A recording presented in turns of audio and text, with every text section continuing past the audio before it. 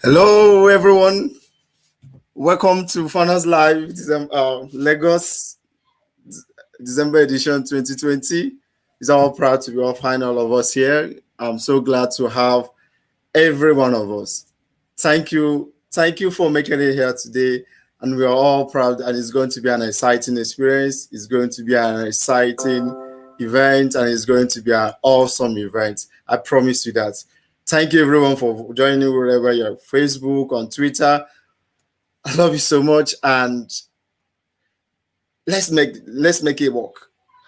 Thank you so much. And at this point, I'm actually going to allow us to listen to our CEO Nick Hus, who has a message for us. I really want us to listen to this. Thank you Founders so Live much. is the global venue for modern entrepreneurs, especially during these very challenging times.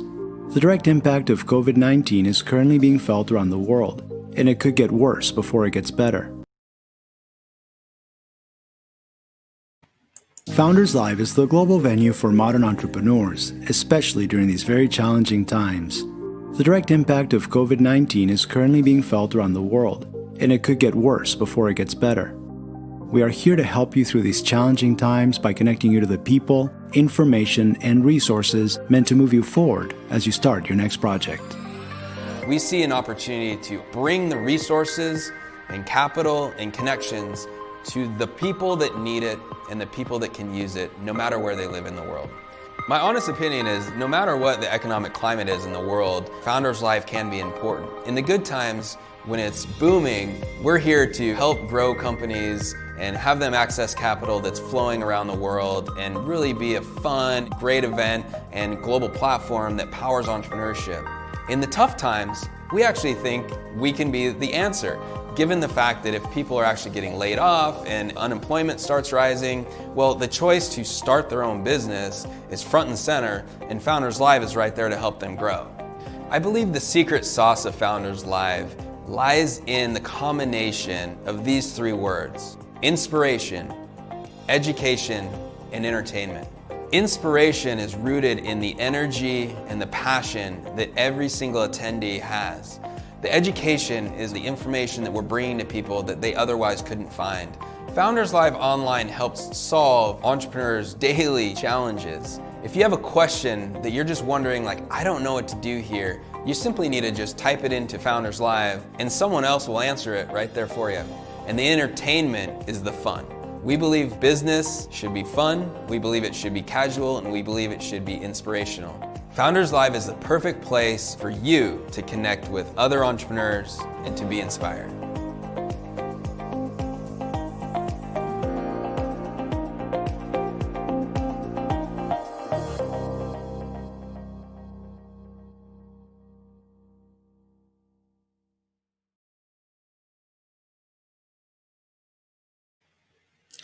Thank you, everyone, and for watching.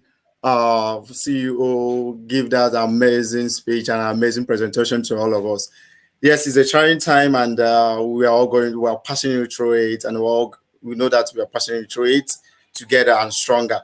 I really want to bring up my team, some of my teammates to come on board, and then let's do this. Let's do this. Hello, Chidi. Hi, everyone. Hello, Felix. Yeah, Chidi.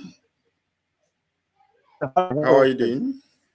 I'm very It's well. great to have you here. So yes, Thank finally we're here, and I'm so happy that we're having this event, and it's so amazing. So, what are your thoughts? Well, it's a wrap up for December edition of the Fun event. We've had quite an exciting year. And so we've had some the COVID-19 pandemic. We've also had um, maybe then the earlier protests and such protests and all. But we're able to sail through all of this, and it's fun to experience the Founders Live Lagos events and wrap up for the year. So I really hope to have fun today. Yeah. And I think we have some exciting startups up for the pitch today. I hope you have to listen to.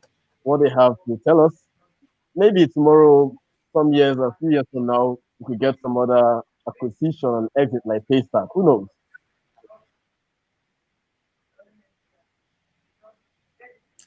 Thank you, Chidi. Thank you so much, and it's so great to have you. So I wanted to talk about Joseph. Joseph, we want to hear from you, please. Oh, good evening. Thank you so much. It's good to be back, like Founders Live. The month of COVID-19 and all of that, those challenges has been somehow. But thank God we are back and bless all the members of the team for your role, and also for those people that are listening and joining today. I really hope to hear about those wonderful business ideas and all of that. So it's a great one. Thank you, Felix, for being a great city leader.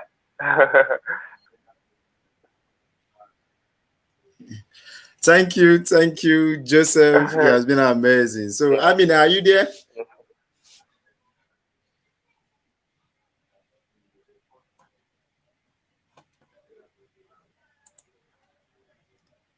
Hello, Amina. You can unmute your mic, please.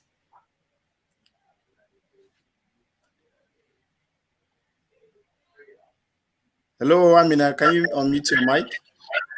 Yes, I'm here. Good evening. Yeah, good evening. So great to have Yeah, you here. Great to have you. So, how are you feeling? How are you feeling about today's event? I'm quite excited. I think uh this one is going to be a great one. We have so many interesting startups to pitch, so I'm looking forward to it.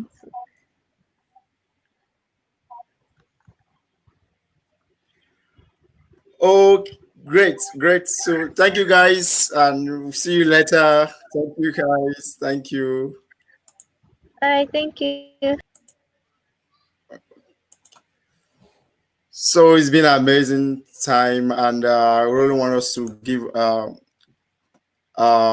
some insight about founders' life. So, I'm so happy to be doing this with us. I'm so happy to have the opportunity to be sharing about the thoughts that Nick Swoops gave had and conceived, and here today we're here having Founders Life. It's been an amazing journey for us at Founders Life Lagos, and I really appreciate for us being here today, and it's so amazing. I must acknowledge that it's so amazing, even though 2020 has been a rough year, but it's great that we're here and we're all pulling it through. So thank you guys, and we're doing it again. So I really want us to have a little bit presentation about Founders Life and all we are, what we represent, and so just stay tuned and we'll make it happen.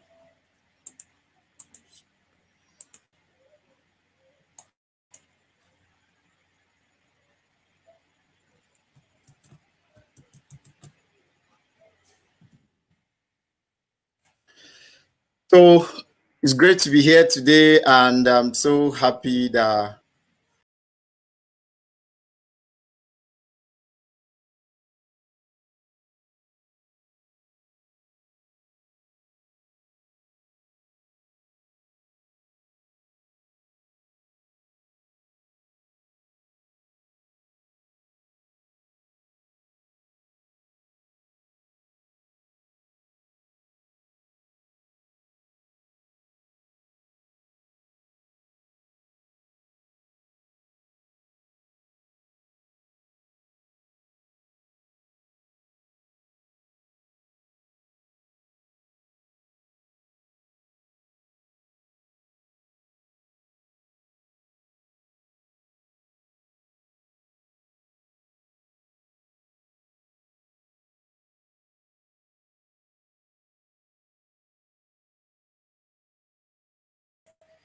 you actually need to be here, and thank God you are here today.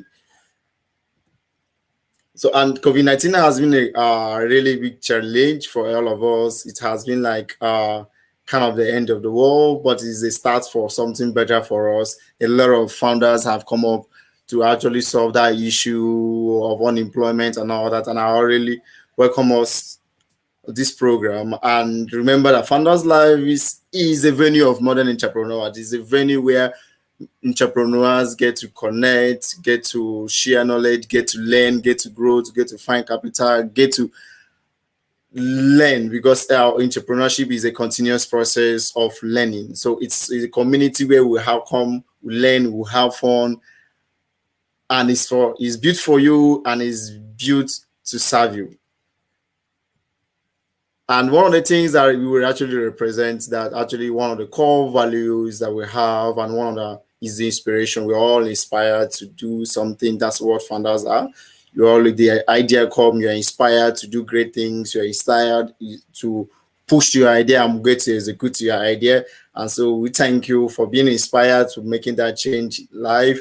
And remember that Founders Live is here to educate. So it is a platform that is created to educate founders, to create that support system for founders. We understand that entrepreneurship journey is really a lonely journey, and we really want to give that support system to make it work. So give that knowledge, to give that insight that you can learn from other people's mistake and to grow. So it's something awesome. And one thing that is sometimes lacking in the life of founders is entertainment. Most of them doesn't have the time to have fun and all that. But for Founders Live, we have time to network. We have time to actually create the fun that we actually want to be. So that's a kind of a social event, not really so much is really serious, but we combine business, entrepreneurship ideas, our startup pitch, and we come together and have fun. So it's something great. So remember that Founders Live is a global and a local community. It's a global community where you have all people all over the world in different cities connect together on a platform. And today we are Founders Live Lagos is a local community, just like we have over 62 communities around the globe. So it's something that you actually really want to be part of. And the home of modern entrepreneurs. You have it where you have online community, vital connections and introductions, videos of educational videos about entrepreneurship, mistakes, strategies, and a lot more. Fun live events, something awesome. You have a lot of fun live events, entrepreneurship articles, educational talks. And remember, Founders Live is a place where you can come and ask your questions, and a lot of people out there is looking forward to answer your question. A lot of entrepreneurs who have experienced what you are currently experiencing. So please check it out. Founderslive.com is a place you wouldn't want to miss, and is a place you will want to be. And this is where we are now. And it is because of the monthly event that we are all here gathered to actually have that engagement and have that live engagement of trying to connect with each other, and have the hundreds of getting four companies pitch today, 99 seconds, and an amazing audience asking, and our moderators and the industry expert feedback, giving a 4 minutes question and answer.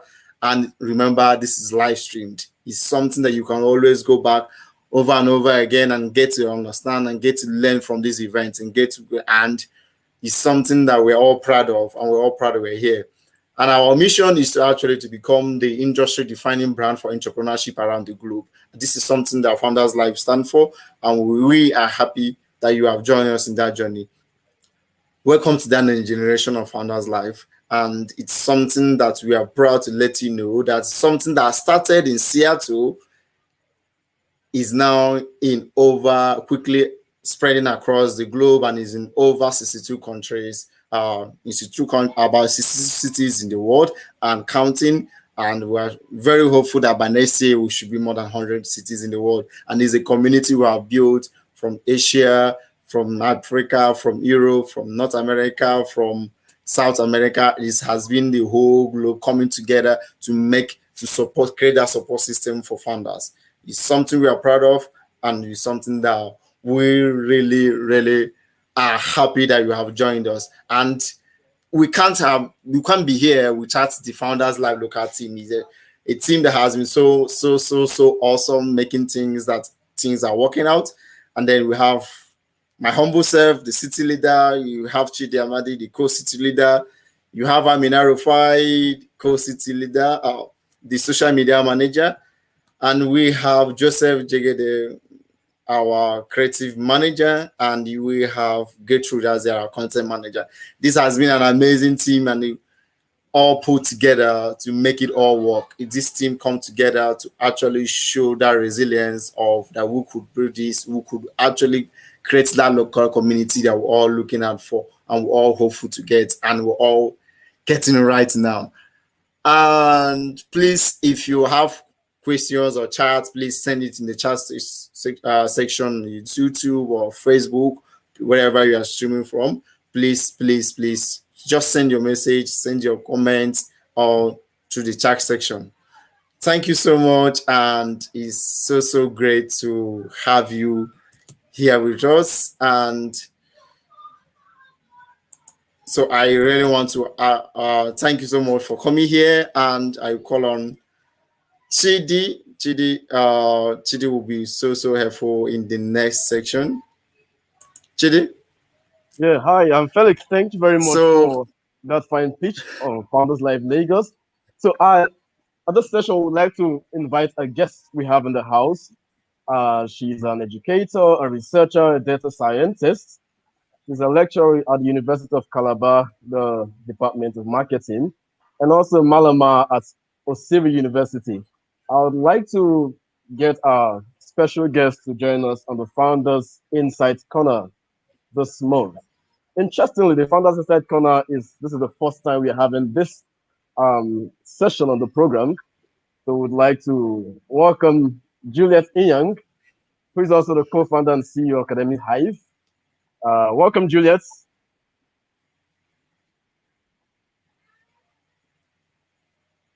Hi, Juliette. Can you hear me? sorry, Okay, you you might can want mute to your unmute mic. your mic. Yeah, I think you're Yeah, muted. Juliette, unmute your mic, please. Oh yeah, my bad. So I hope we're fine now, right? That's fine. Great. I can hear you clearly.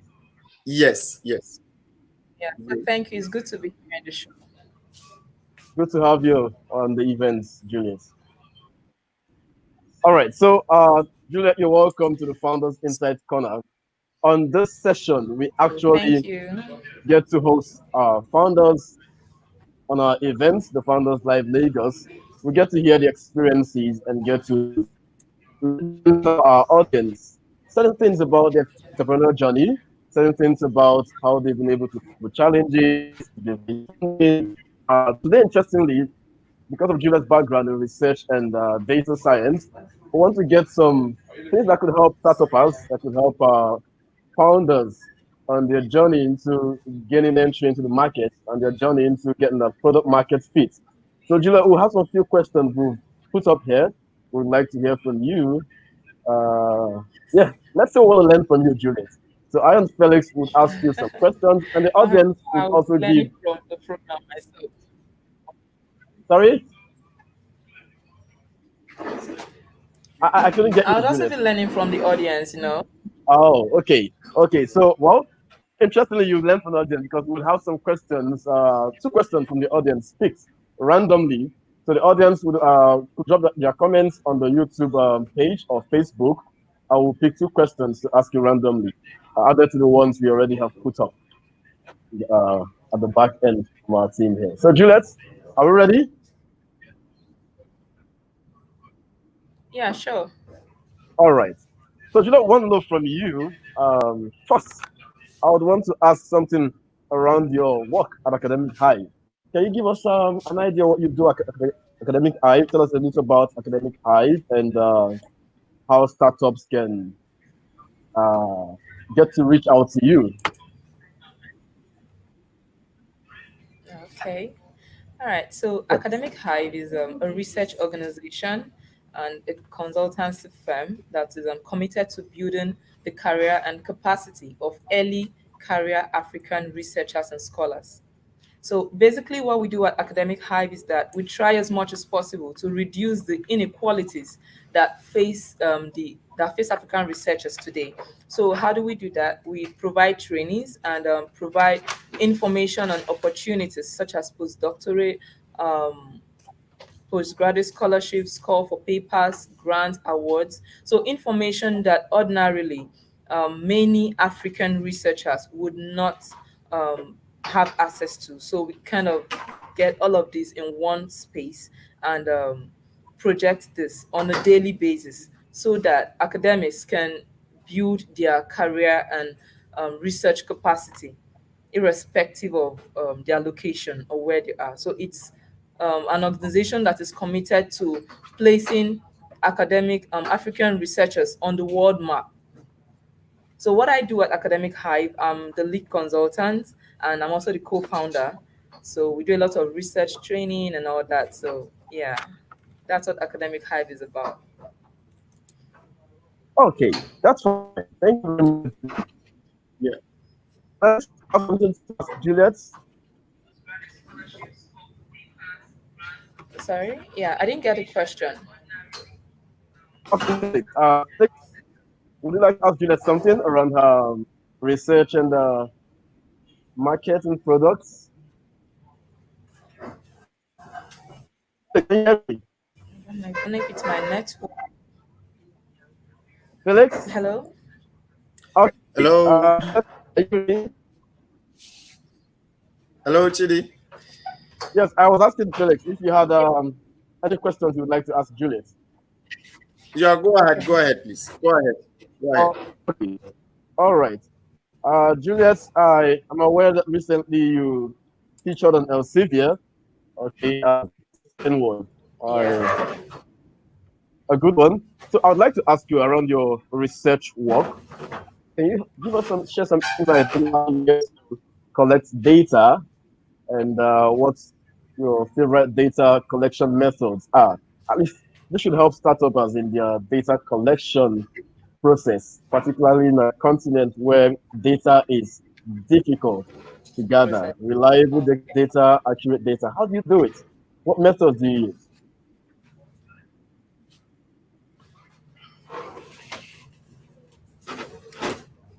Okay, so yeah, as a researcher, I would say, yeah, there are basically two data collection methods or two types of data. So there's a secondary data collection technique and then there's a primary.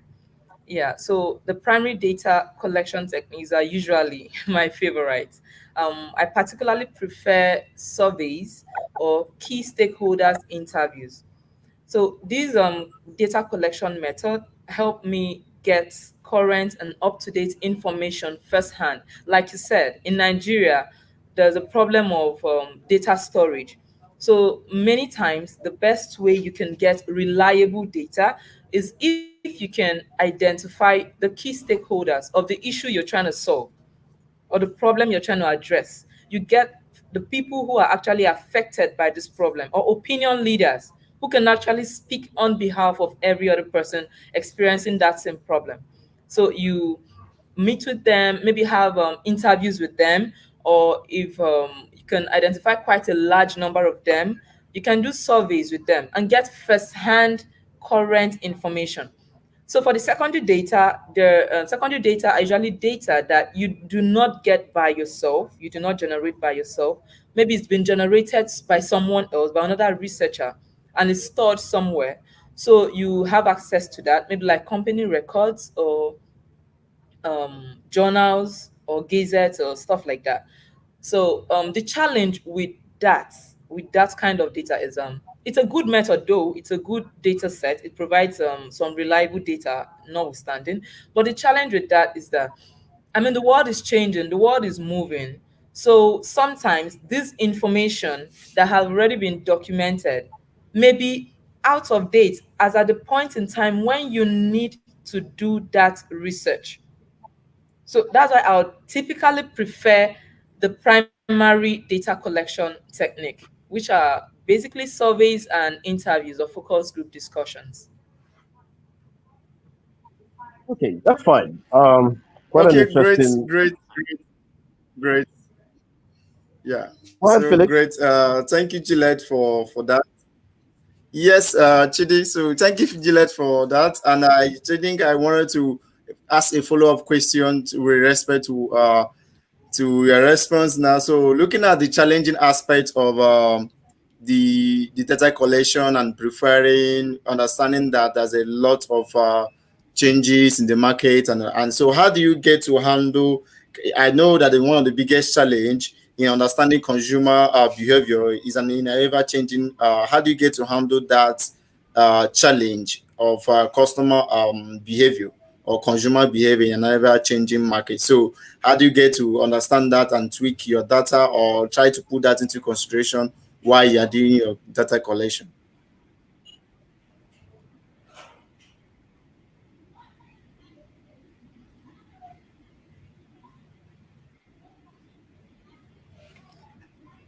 Okay. Okay, Hello? so I'd want to take that question to mean what is the biggest challenge in understanding consumer behavior in an ever-changing market? I'm sure that's what you're trying to ask, right?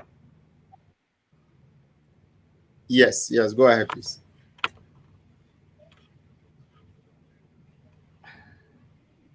Okay. All right, so that's fine. Um, Consumers are not robots. I would like to say that. Consumers are humans. They are not machines. So their needs change everything. It can be rapid, it can be slow, but definitely consumers' needs change from time to time. So once an entrepreneur or a founder who is coming up with something, with a viable product, uh, has already, do I say, built something for a particular set of consumers, it's usually good to regularly find out where they begin to get dissatisfied with your product, because every product have a life cycle, every service have a life cycle. There's an introduction stage, the maturity stage, and then there's a stage where you have a lot of competitors coming, and then your products, the favoritism of your product begin to drop, or people begin to go for those of your competitors more. So there's something founders can do or businesses can do actually. You need to always carry out a research, take deliberate steps to keep your customers satisfied, because they are the core of your business. So it's not a good thing to always assume that, okay, this is what happened 10 years ago and that's the same thing that's going to happen 15 years to come or something. No, change is constant. People change. So we always need to find out what is their current need, what is their current problem, and how can you tweak your business to address that current change. So you need to do a lot of rebranding sometimes along the way too. So research is very important. Research is not just doing a one-time research to find out the need and then you come up with a product. You still need to carry out research to keep your customers. Listen, that's a fine insight. So the research is a continuous process. I guess that's the point. Okay, so that's fine. Thank you, Juliet. Okay. Now, there's this challenge that startups face in Africa, in Nigeria. Okay, where particularly startups that are working in a largely informally regulated space. Okay, take for example startups that are working. Okay, currently startups working in the cryptocurrency aspect of fintech or finance sector. Okay, now there is no clear regulation around that space. How do you think uh, startups can deal with these regulatory challenges, particularly those who are working in a largely informally regulated sector? How do you think they can deal with regulatory challenges? Regulations. Hmm. Okay. Uh, well, I would I, like I to I say that understand you're playing in a formally regulated space, yeah, education, yeah, academic or academia, yeah. So, but I mean, you could yeah, have that's worked true. for clients who had businesses in informally regulated sectors.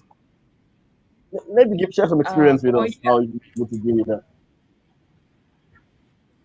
okay, well, I can't really place my finger on a customer or a client who I've worked for that is Okay. operating in an informal space though. But I think I have an Okay. idea of what to say. So regulations first, they are usually not friendly, especially in Okay. Nigeria. True. Regulations are usually unfriendly. Yeah, but startups should try as much as possible to adhere to any regulations they think affects their business, especially if it's government related. No matter how silly this regulation may seem, if it's by a union or by the government or any other, do I say, opinion institution regulating that sector, it's usually good as a startup to adhere to those regulations. If they say pay this tax or pay that tax, just keep doing it. I'm very sure there's something startups are looking forward to. Um, Maybe to get investors to invest in their businesses. So keeping or adhering to any regulation is it's a good thing because investors want to be sure that you have a clean record. If anyone is going to invest in your business, they want to make sure that your records are intact. You're paying taxes, you're abiding by the law. So that's basically if the sector is formally regulated though. But if it's informally regulated, I'm sure that there is still something about there's still something about, do I say, unwritten rules? Let me use that. There's something called unwritten rules. It may not be in black and white, but there is a code of practice that Okay. people in that sector or others in that sector are already adopting or already applying. So that is something that startups should would want to um, pay attention to. So look at what your competitors are doing. Look at what others within your space are doing. Try to discern what is ethical and what is not. Because if the sector is informally regulated, there might be a lot of unethical practices going on in there.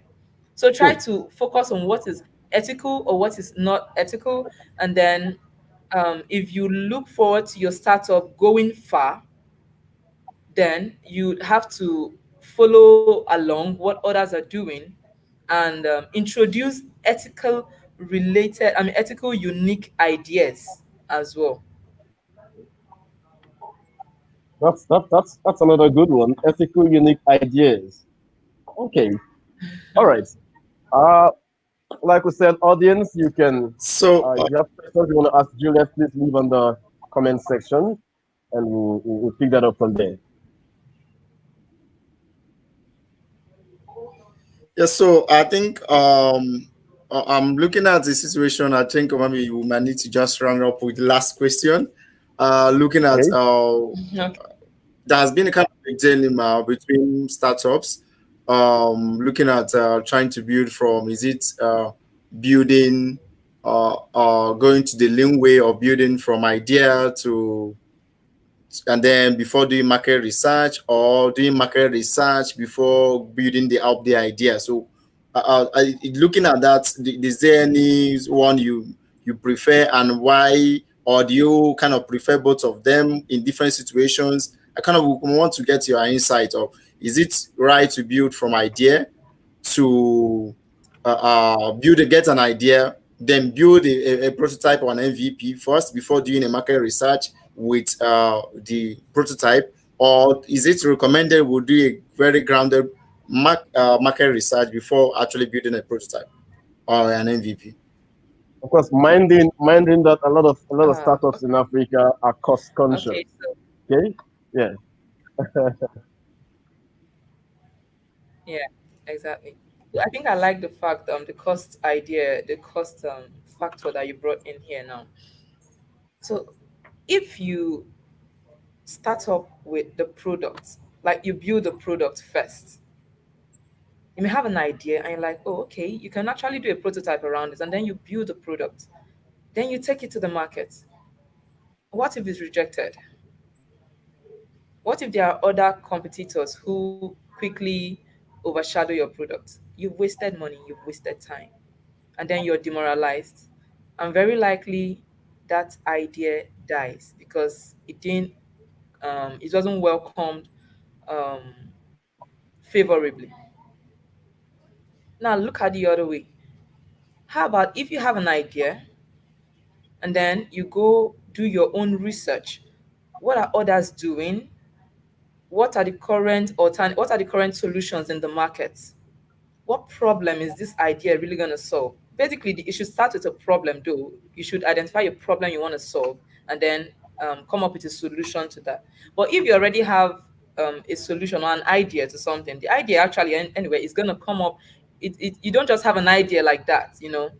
You come up with an idea because you've identified the problem already. So the second way is, how about if you have an idea to as a solution to a problem, and then you go on to research on the idea, look at what others are doing to solve that problem, and then look at what they are not doing that you can do, and then you build a prototype that actually takes advantage of that gap that is already in the market.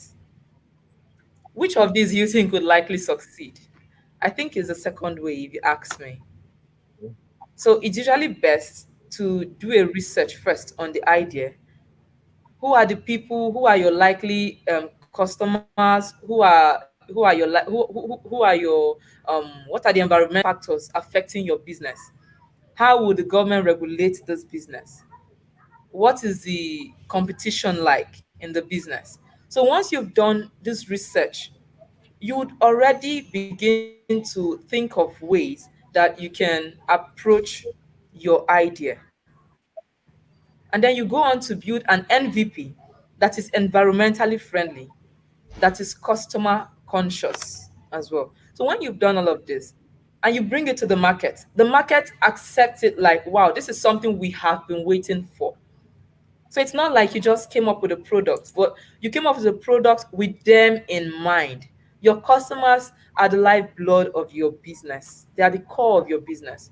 So you should first of all carry out a research on them, carry out the research on the idea, then build a prototype and test it. After you've tested it, it may still not be welcome favorably though, but because you have already, because the product, the idea is solving an existing market need, it's not just going to be totally condemned at first instance, except that some people, they may now your customers may now point out to you that they wished the product also did this and that.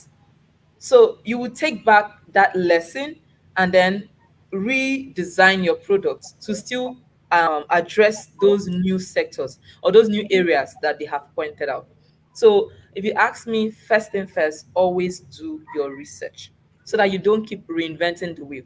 And even if you have to reinvent the wheel, I mean, add some flavor to the wheel, right? That's a very fine one. I Yeah. appreciate that, Juliet. We really appreciate having you on the Founders Live Lagos, a wrap up for the year. And you can reach out to Juliet on Instagram or on Twitter at Juliette Young. And you can also connect with her on LinkedIn, Juliette Young. Thank you very much, Juliet, for joining us on the show. And we Thank you hope you so have an exciting time in Calabar. Thank you, Juliet. All right. Thank Thank you. you. Yeah. Thank you. Thank you.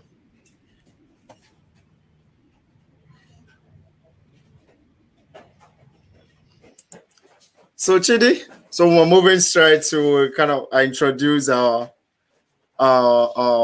panelists, or what would I call the industry expert feedback, to help us analyze and for some of the startups that are going to be pitching today. So it's something that we want to bring on board. I want to bring call on Ian. And Ian, for Hello. the records, Ian is the city leader in Botswana or Gaborone, Gaborone, right? Gaborone, Yeah. Botswana. Hi, Ian. Gaborone. Hi, Jimmy. Hi, Felix. Good to have you on. Good to be here as well. Well, Ian taught me how to pronounce Gaborone the other day. I used to call that Gaborone, but Ian said that's Gaborone. Yeah, it's Thank you, Ian, for the Rodi. Yeah. correction. All right. You're Welcome. welcome. Yeah. So I am, please kindly introduce yourself, and it's so awesome to have you here. All right.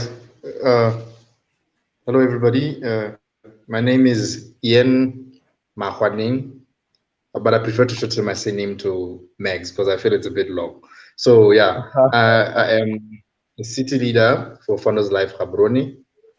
We are part of this great community of Founders Life as we believe and are advocates for growing the startup community because we believe that startup communities, I like to consider them as the future or the now of continued consistency in the entrepreneurial world and trying to solve problems that our communities are always facing time and again. So yeah, and also for me, I'm a founder, I'm a startup entrepreneur myself. I'm a founder of a company called Torabora Group. Uh, Basically, our business interests are diverse, but primarily we're focused more on the creative and cultural industry, as well as the apparel and fashion industries. Yeah, and trying to bring innovative solutions to both these industries and growing them as industries that which shall most of the time rely on God-given talents, on actual people, more than the advances of technologies, unlike industry where we're talking about IT and stuff like that.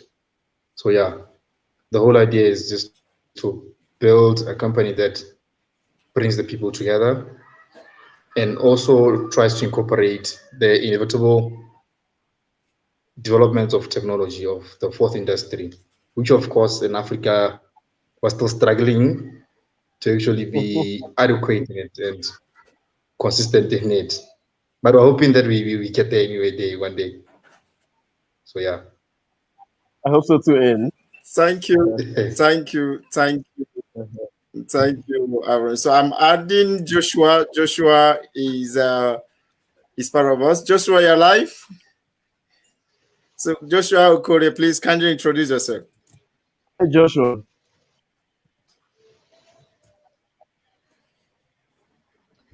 Yeah, thank greetings, Samadi. On then, warm greetings. Can you hear me? Yes, we can. Yeah, we Maybe you could can. help us Yes, raise go your voice ahead, a Joshua. little more. Oh, I was greeting you all. I was greeting Okay. you all, Hi. and Hi. thanks for having me. Sorry, I was a bit late because the traffic was a little bit terrible. That's fine. Yeah. That's fine. That's our Lagos for Yeah. you.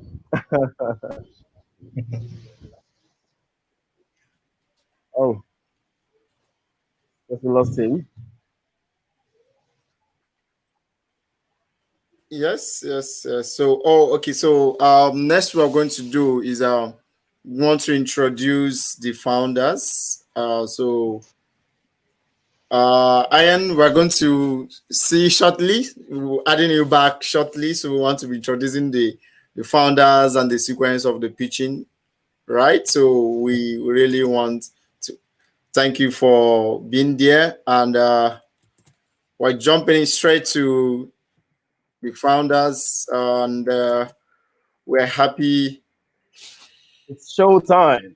you're here, right? Our So traditional pitch it's session. show Yeah. time. So this is one of the things that a lot of us has been anticipating. A lot of us has been looking forward um, to this today, and it has been something amazing. It has been something amazing for all of us. So thank you for being here today and for making this very, very worthwhile. So, and we're moving straight to listen the people who are pitching today.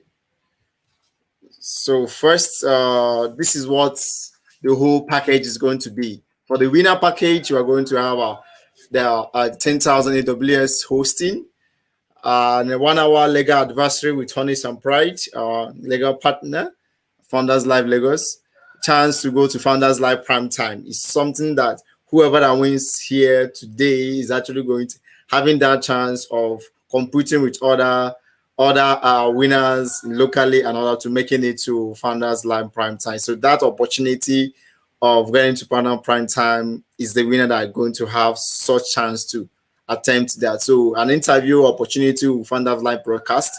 So our Founders Live Broadcast is a global broadcast live streaming. And for whoever is going to win, if you're interested, you could apply to be part of the guest in the Founders Live Broadcast. So for all presenters, we're going to have whether you winner or not, about 5,000 AWS, but that's the winner already have 10,000 already. So a chance to attract investors offers to the Founders Live Pro is a platform like Founders Live platform, like I said, a community where you could be all listed. Every single person that's going to every startup that pitching today is already listed on the Founders Live platform. So, and that chance is something that is enormous. So an access to large pool of global mentors. We have a lot of mentors that could actually mentor you on the platform. Questions you could ask, and a lot of people can reach out to you and then answer your questions and mentor you in your startup journey. And access to Net Capital platform, where all the people that pitch have access to will have access to Net Capital. Net Capital platform, where you have the opportunity to raise capital from the crowd and so many other offers, and it's something that we're all great to have. And today we have Okusa Chukwebuka, who is the co-founder and CEO of Softwork, and Daniel Olungunji, co-founder and CEO of Westcoin, Zakaria and Jaji, co-founder and CEO of Edusis, and Pius Omachonu. Sorry if I made a mistake to the name. He's co-founder and CEO of BetKing. So these have been 4 startups that will be pitching today shortly now. And I want to ask us, are we ready for this pitch? I am so excited to have these 4 great minds bombard us with their pitch, and it's something great. So Edusis will follow. So please want Edusis, the founder of Edusis, to get ready. So we have to go to the sequence: Edusis first, BetKing second, Westcoin third, and then Softwork fifth. So sorry, the fourth. So it's I'm calling on founder of Edusis to come up. That's Zakaria, right? That's Zakaria Jaji. Right, Zakaria, right? Hello, everyone. It's nice to be here today. Hi, Zach. How you doing, Chidi? Very well, thank you.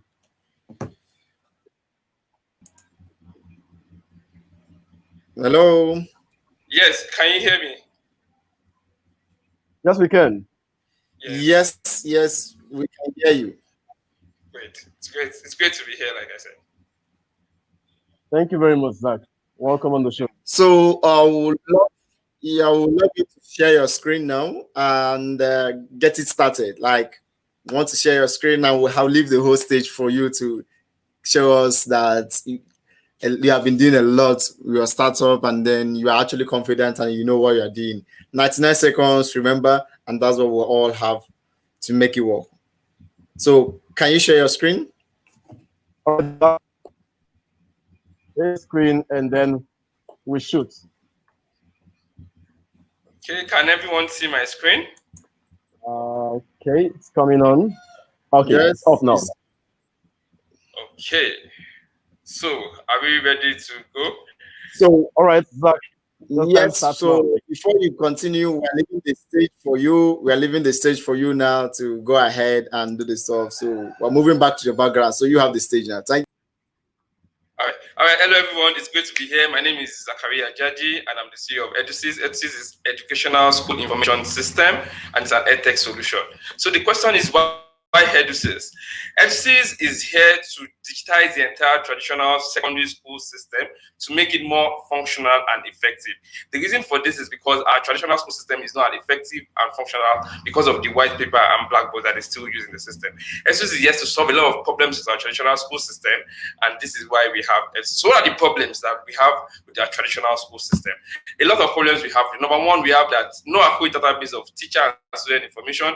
Sometimes parents cannot pay school fees without without visiting banks and schools, constrained communication between teachers and students, and a major problem is that without physical presence, a lot of schools cannot operate. COVID-19 was a major revelation of this, as a lot of schools was grounded for more than 5 months, whereby for these 5 months, no knowledge was transferred to our students, and they completely wasted 5 months of their precious time doing nothing. Education is here to solve that particular problem. So what's our solution? Our solution is a comprehensive school management solution. One out of needs to be the gap between current traditional school system by providing an online platform that is more effective and more functional with a lot of features like e-learning portal, generation of reports, and a host of more. So what are the features of EduSys? We have e-learning portal. And the e-learning portal makes it possible for your students to have live classes, also for them to have video repositories of their teachers so they can communicate remotely from home without the need for physical presence. Also, we have the students' results, online payments, parents and student portal, and assignment management. Benefits are effective communication, remote learning, and host lots of others. Our current clients are the best international school and Westbourne College. Thank you very much. Wow, wow, wow, wow. That was awesome. That was awesome and speed and a lot of fire and a lot of energy. Yes, yes, yes. I was blown away with your pitch. Like awesome. That was awesome. So and Chidi, that's I don't know what you have to say, but for me that was awesome. And I'm going to be adding Ian and Joshua to do great justice for this. So we're going to be signing out. Chidi and I is going to be signing out, and then leave Joshua and Ian to give throw that questions, and then we'll call up on our audience to. If you have questions for Zachariah, for EduSys, please type it in the comment section, and then we are going to ask that and pull it up to ask for Jaji, please. So if you have your question, please type it in the comment section. Thank you.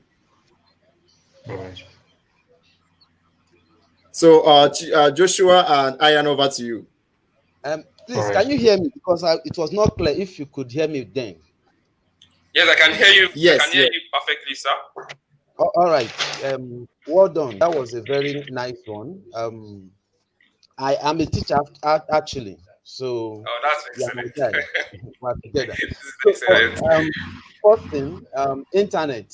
So how would you solve that problem? How are you trying to solve the problem of internet? Because less than 2% of learners in Africa have enough internet to learn online. When they do have, it's either poor quality in terms of internet speed or too expensive, like more than the minimum wage. So how are you solving that? Or how are you, if you're not solving that problem, how are you focusing on a very tiny market that would actually have internet? Great. In fact, this was one of the major constraints when we were going into EduSys, because we thought about the problems about the schools getting onboarded. It's not only internet. In fact, what about the infrastructure, the laptops, the computers that will enable these students and teachers being able to come on board? But for the internet part, we are for the schools that we're on board, we are planning to have a partnership with some of the internet ICT companies, that means the internet providers, to have like a break-even cost that will be shared by us and shared by the school, that whichever school onboards with us, so that they can lessen their burden on internet. So it's going to be within the ratio of 50-50 shared burden on us and the school that wants to onboard with us with the internet, because this was a major problem for majority of the schools that are about to come on. All right. Just a very quick one. Just as I told you, I'm in EdTech basically.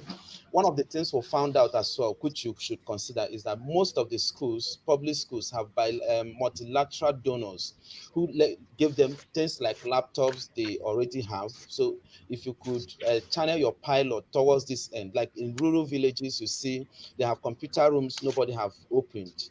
So if you could as well look towards such directions, it will be very, very, I think it will be quite helpful. Thank you so much, sir. We will definitely look into that direction. Thank you. All right. Zach. Yes. I'm here. I was also going to suggest for you as well, if you could have a version of such your solution in low-tech devices like Android 4.2 or USSD solution, the aspect of that think about that as well. I think that would be very helpful, because mobile penetration in Africa is 84.5%. So definitely most of the people you would need to talk to in their household have either someone, or they themselves, they have someone who have at least a smartphone, a very cheap course, or a USSD device. So please, if Yes. you could look in that direction. Of course, I Yes, we feel are currently looking. As a matter of fact, all our portal is extremely mobile friendly for the Android and iOS application.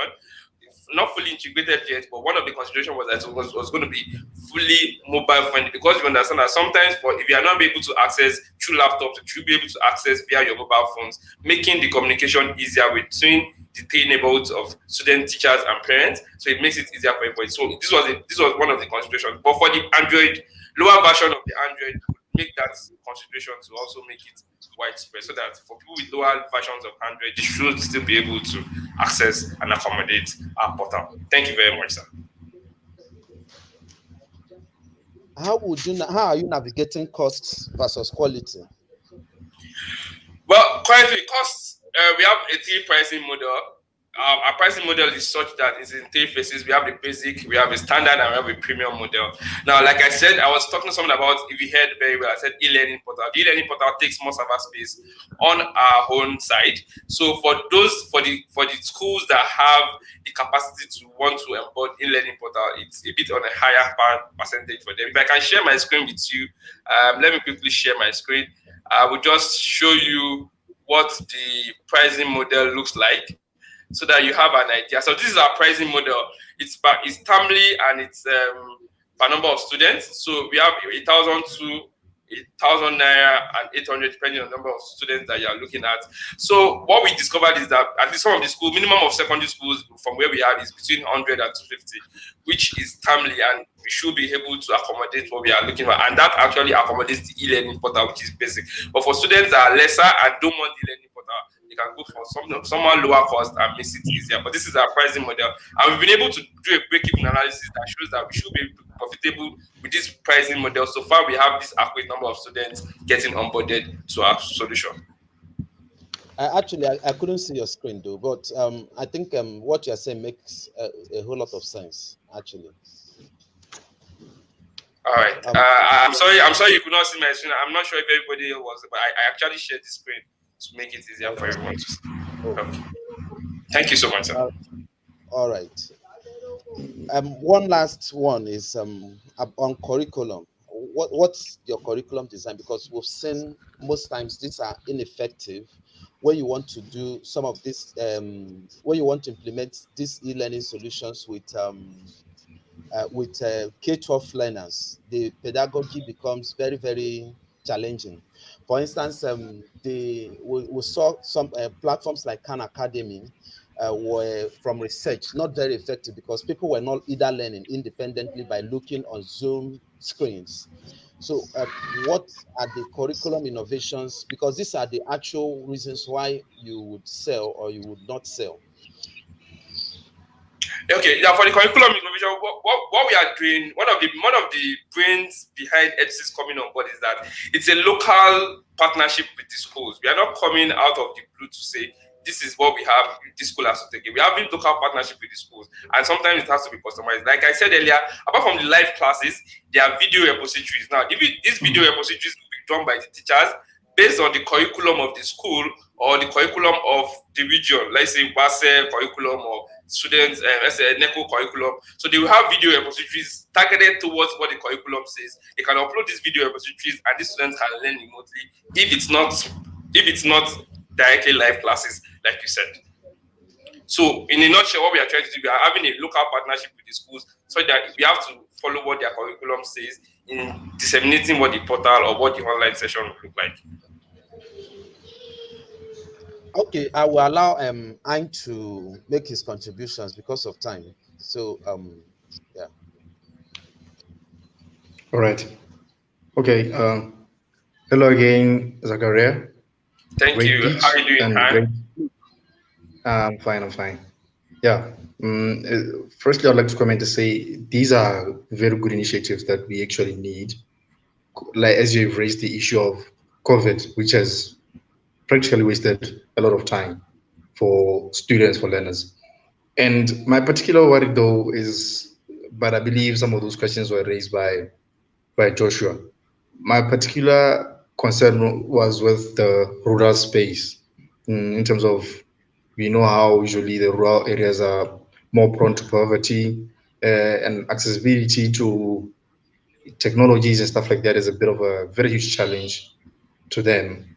So for me, I was wondering if your services, EduSys, are you focused only on providing your services in a digital space only, or do you also think of alternatives like the usual analog side of things as a means of trying to incorporate or be a bit more inclusive to all these various communities? Well, for now, it's strictly digital and it's a bit high-end from our end. Right now, we are targeting private schools in Nigeria. Now, private schools, we believe, number one, has what we call an authenticity constraint that is kind of lessened. By that means their decision-making process is kind of faster. They make it easier for them to make decisions on things like this. And also sometimes they have the wherewithal. That means, they have the resources because they are privately funded to make some stuff like this happen. So the answer to your question is, right now we are strictly on the digital end. We have not looked at the analog end. So it's like for us to actually sustain, for us to make this sustainable, because as a business, we also have to be profitable and be sustainable. So right now, the model we are operating on is strictly digital for us to be able to be sustainable. Oh, all right. Okay. Well, it makes sense anyway for it being to offer for the private space in terms of education. Anyway, but thank you for your pitch though. It was great. It was a great pitch. And for some of us, we've learned from it. Wow. That was a great drilling from Ian and Joshua. That was so awesome. So awesome. And I'm really happy. I'm learning a lot. Awesome. It's really awesome. Yeah. So thank you, Jaji, sorry. And thank you. And then we'll be bringing on to Bet King. Fire specifically. Yeah. So thank you. And thank you. So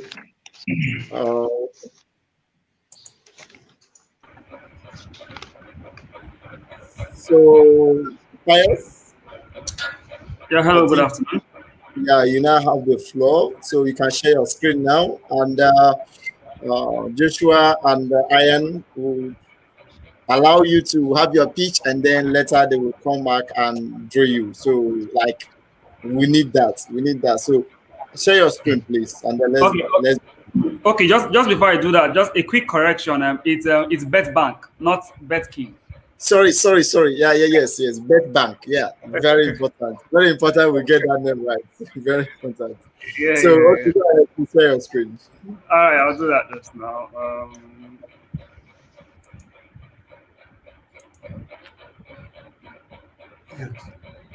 So, can you see my screen now? Not yet. Hold on.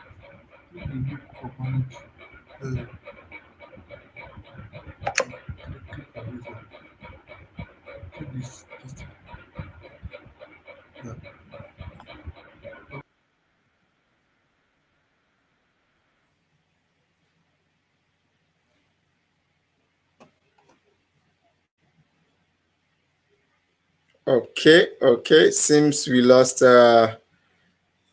Pius. So we're moving next to the next, which is we're moving next to Westcoin. So Westcoin, we're adding Daniel. So Daniel, just get ready. Then Pius will be pitching next after you. Right? Daniel?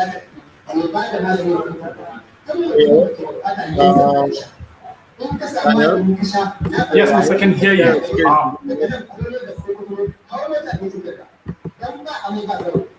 Yeah, so kindly share your screen and let's. Okay, can you see my screen, please? Yes. So you now have the screen. Okay, thank you very much, everyone. Good evening, everyone. Permit me to take you through a typical waste journey in Nigeria. Tired buyer boarded the bus and is thirsty and hungry, decided to get the drink. On getting into the vehicle, he gulps down his drink and bam! Sorry, please. And bam, guess what? He did what anyone would have done, and that is, he stretched his hands through the window and threw the plastic bottles away. And here is the problem: waste apathy. It has consistently been the source of low recycling efforts, causing environmental degradation and revenue loss. And this is where waste coin comes into play because we believe that if the social culture around waste disposal is changed for good, recycling will drastically improve. And therefore, we develop a smart application that encourages people like Bio to recycle and get rewarded for it. So let's look at the Bio scenario again. I believe you remember this. I would like us to look at it from the wastecoin perspective, where instead of him throwing this away, Bio just have to log in into our application, scan the plastic barcode, get credited immediately, and he's directed to the nearest waste stop to deliver the plastic. He redeems his earnings as cash, or he visits the marketplace. And that's it, guys. And as such, I would like to talk about the team. This project is managed by experienced team in different relevant fields. As you can see, we are poised also to provide a market-fit product for our users. And so for us as a team, our goal is to build a world of zero waste cities by changing people's behavior towards recycling. My name is Olagunju Daniel, one of the co-founders of WasteCoin, and thank you for listening. Do have a nice day. Thank you. That was on the dot. That was on the dot. Like you nailed it. So I'm really going to be bringing up Ian and Joshua back to the stage to do justice to what they are very good at. So Joshua and Ian, please, you have the stage. Thank you. All right. Okay. Joshua, if you have any comments, you can start first. Daniel, very briefly. Sorry, I might appear somewhat critical because actually, this what I do too. Trying to gamble with people's money on some of all these innovations. And last year, I worked on a similar, I mentored a similar project. And can you take us through your business model so that we can understand how you make money? Okay, thank you for that.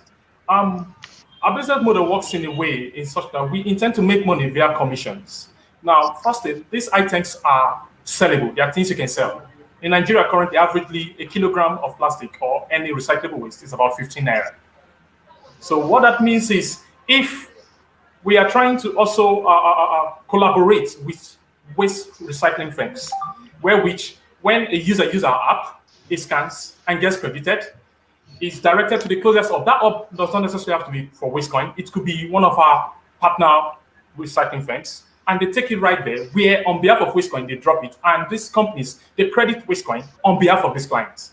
And as soon as the client is, okay, I have some enough credit on me, I would like to withdraw as cash, or maybe I visit the Play Store, he can do that. And from there, he can get value for the coins he has already accumulated, which he is trying to redeem. And that's just a summary of how the whole thing works. All right, I think that's can you hear me? Yes, please go on. I can hear you, sir. Yeah, I think that's awesome. That's awesome. I would encourage you, but there is, but I still have to be very critical because one Please thing go on. my assessment here doesn't affect if you win or not. So what we do in Founders Life basically is that we share experiences, we connect, we try to build community and see how we can collaborate. Now, some of the things we discovered in our own aspect is that after our market research and validation, we learned that it's much cheaper to create these plastics than to recycle them. One more problem I am seeing there is that, for example, in Ghana, you have, I think, greener prints or something. What they do is that they recycle all type of waste. And for example, when you have like some of these tech solutions and you now have logistics attached, where you have Western, it requires a very smart business model, basically, for it to actually work. But the point that you are making that makes a whole lot of sense is that you are going towards the future, which is the waste coin. Because you might be able to move towards cryptocurrency. And if you can do that, you would have served the 75% unbanked or the informal sector in Nigeria. And that's a very powerful place. And that's one thing that you should hold on seriously to, because that will be very difficult to beat. But as per the revenue model, you need to do the recycling, cover your cost, or cover for whoever you are working with. If there are businesses, then you make your profit out of that. And that's the problem we currently have with. But greener part in Ghana, what they do is that they are recycling. They have their cans. You put in everything inside, whether it is water flu, whatever it is. They have another sorting process, which makes a whole lot of sense, because it's easy for them to break even. Are you getting it? I've just been making effort to reach to them, because I think there were a whole lot of things we could share, because like you can use artificial intelligence, for example, to easily sort, which means you can easily sell plastics to people that are recycling plastics, and you can recycle some other things. Then you can use the other one for compost manure, which is actually coming big currently. So these are things we should consider. But I think there is a future in it, especially with the coin, whether it's waste or west. That coin something would be very powerful in the future. Thank you very much. Thank you very much for that. I really appreciate it. I've taken note of the things you said. Thank you for that. Good luck with it. Thank you. Ayn, please.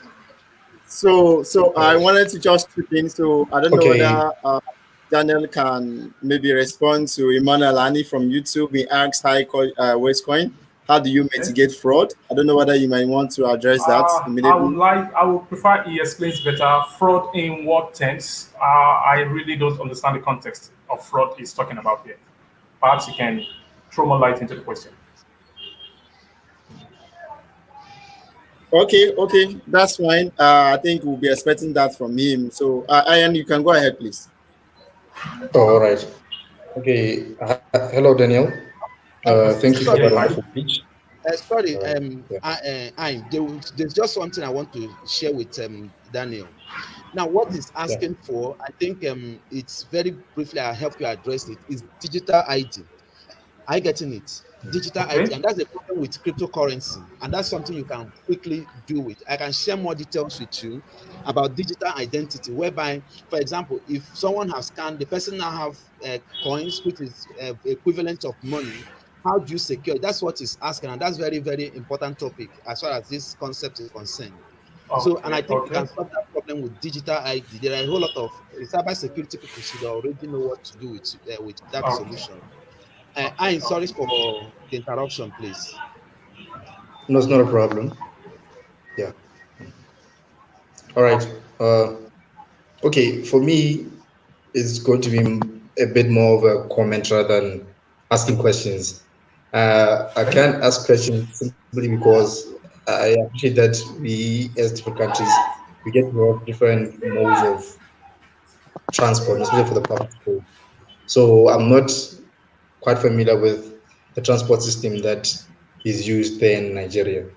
So yeah, so I'll back off from asking too much questions, but rather I would say I would like to comment and say that maybe one thing that our people need, our regular commuters need, is for you to come up with a strategy that continues to sensitize and educate them while they commute. Like maybe, I don't know, maybe like some form of flyers that are placed on the back of the chairs so that people can also continue to read from that in terms of keeping, our environment clean and the benefits of them contributing towards keeping our environments clean and stuff like that. Yeah, because I believe as human beings, the first thing that we usually do is they say that it's emotional selling first before we think logically. So I think we have to find a way to connect with people to understand how this gets to benefit them, rather than them thinking that, okay, it's just a regular business, they just care about making money, they're only thinking about making money, while actually are trying to do something that actually helps protect the environment for even future generations and also us as current generations, because you know how waste, it is a great factor that impacts the health of people as regular people. And it's very disappointing when you're maybe going around in cities or even in public transport and you see waste. People just decide to throw waste within that particular mode of transport, or when they get off, like you're saying, he just throws away a plastic or a paper or just a can. So yeah, so I'm thinking that maybe that is something that could probably help towards us getting there, for them to, for you putting something that connects them with people more emotionally rather than thinking for the total thing. Because I think that is where most companies get to have a challenge is waste managers. Because I see it even locally. Most people actually find it hard to subscribe for a waste management company. But when you look at the fees that they charge, they're actually very, very affordable. But then I think people fail to understand in depth and how actually waste get to actually benefit them rather than them thinking that it's just about you as a company making money. Yeah. Yes. Yeah. Noted. I totally get your point. I really appreciate that, and it's well noted. Yeah. Thank you, everyone. And I think we'll call it to wrap it up here and bring Pius back to the stage to do what he's good at doing. So, thank you so much, Joshua. Thank you, Daniel, and thank you, Ian. And just keep doing good. So I'm adding up Pius back. So Pius is next to you. Okay. And I want us to do great now. So yeah, good, right? So Yeah. So let's can you see get my screen now? just wait. Let me add it up. Uh, okay, that's fine. It's up now. It should be up now. Okay, yeah, I am. So I'm going back to the background. So, yeah, the stage is yours now. Just do it. All right. Good afternoon, everybody. Apologies for the initial technical glitch. My name is Pius Omachono. I'm the co-founder, CEO of BetBank Smart Gaming. I'm here to deliver a 99-second speech on what BetBank is all about. Before I go into actual details, I'm just going to give you a brief overview of the current gaming industry. It's very important to note that 1 in 5 adults are actively involved in sports betting in Nigeria and beyond, making the demand for tools to win bets as high as placing a bet itself. And the surprising thing is 80 to 50% of people who place these soccer bets lose to the bookies, making the demand for efficient betting tools to be on the rise. Also, it's also very important to note that Nigerians spend over 730 billion naira on sports betting annually, and only a mere 15% is recorded as winnings. The industry is growing at a very fast pace, owing to the high levels of poverty in Nigeria, the unemployment, and the need to also survive. So presently, the Nigerians and the rest of the world are in dire need of a true sports betting body and a very efficient sports betting tool. And this gave rise to BetBank. BetBank is currently the only African and Nigerian football prediction app powered by artificial intelligence. How does BetBank work? Basically, BetBank works with it uses smart AI to determine the possible outcome of football matches through intelligent data processing and manipulation. We've been able to successfully build an algorithm that is capable of determining major events in specific football matches. How did we come about that? All we did basically was to build an algorithm that mathematically calculates or mathematically combines past, present, and futuristic match data to make very important decisions. This we also combine with what we call EIQ, emotional intelligence quotient, and that makes BetBank stand out as the most accurate football prediction app currently. What are the features of BetBank basically? BetBank comes in 2 different plans, the Pro and the Basic plan, and each of these plans come with its unique features. Some of our major features and selling points is what we call the premium match tips. We also have the live scores and match odds. We have the halftime live tips, the pro betting codes. Time One of up, the time up, time okay. up, time up, time up, time up. So you did a great job there. You did a great job there. So time up, and I'm going to bring in our Ryan and um, and Joshua back to the stage. And just know that we have 4 minutes. I want us to get this 4 minutes. If it's immediately is 4 minutes, I'm cutting us off. Like 4 minutes for us to have this section. So thank you. You could stop sharing your screen, please. Okay. So Joshua and Ryan, so you have the stage. 4 minutes is what we have. Thank you.